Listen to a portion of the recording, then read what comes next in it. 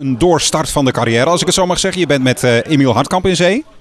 Ja, dat is wel een bijzondere samenwerking. Ik wilde heel graag iets nieuws maken, eigenlijk op muziekgebied. Er wordt altijd gevraagd, wat doe je dan? Dan word je in een hokje geplaatst. Dan zei ik altijd wel vol trots naar Nederlandse popmuziek, Jeroen van der Boom, Rutje Kot. Maar ik wilde eigenlijk zeggen, het is de Sascha Brouwer sound. Toen kwam ik bij Emiel terecht en daar wilde ik eigenlijk al een tijdje mee samenwerken. En we zijn gaan zoeken naar wat voor stijl.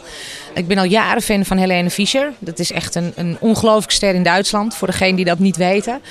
En toen dacht ik bij mezelf, eigenlijk hebben we die sound in Nederland niet. Dus ik was op zoek naar iets nieuws. Eigenlijk vertel ik net dat het al bestaat, maar niet in het Nederlands. En Emiel zocht altijd iemand die in die stijl paste. En hij zegt, ik denk dat het met jou wel kan lukken. Nou weet je dat natuurlijk nooit. Maar ik vond het wel te gek dat er een samenwerking uitkwam. Ademloos was daarin de eerste plaat, want hij had 2 nummers voor mij geschreven. Ik vond het zelf erg moeilijk om te kiezen. Ik wilde eigenlijk alles wat je zei die nu uit is als eerste doen. Maar met het team hebben we besloten Ademloos als eerste te doen. Ja, dat was de eerste stap in toch iets nieuws. En Ademloos is redelijk gepakt. Mensen moeten er wel aan wennen.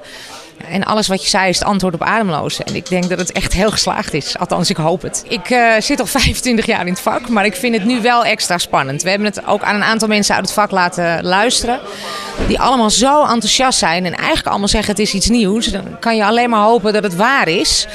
Het enige moeilijke van helemaal nieuw is dat het niet herkenbaar is bij het publiek. Dus ik kan alleen maar hopen dat mijn fans en de mensen in het land het op gaan pikken. En we kunnen niet anders doen dan hard werken en blijven hopen. Nou ja, waar ik eigenlijk al mijn hele carrière van droom is toch een stap hoger. En dat bedoel ik niet denigrerend, maar je wil toch net iets verder. In Kropswolde weet niemand wie ik ben. Eerlijk is eerlijk. In Brabant weet ook nog niet iedereen wie ik ben. En dat is wel wat ik heel graag wil. Dat je gewoon door middel van een hit, die gemaakt wordt door het publiek uiteindelijk, gewoon overal herkend wordt. En het is niet zozeer het herkennen, maar het zalen vullen. Dat mensen voor jou komen en dat je steeds meer optredens krijgt. Want ik doe niets liever dan optreden.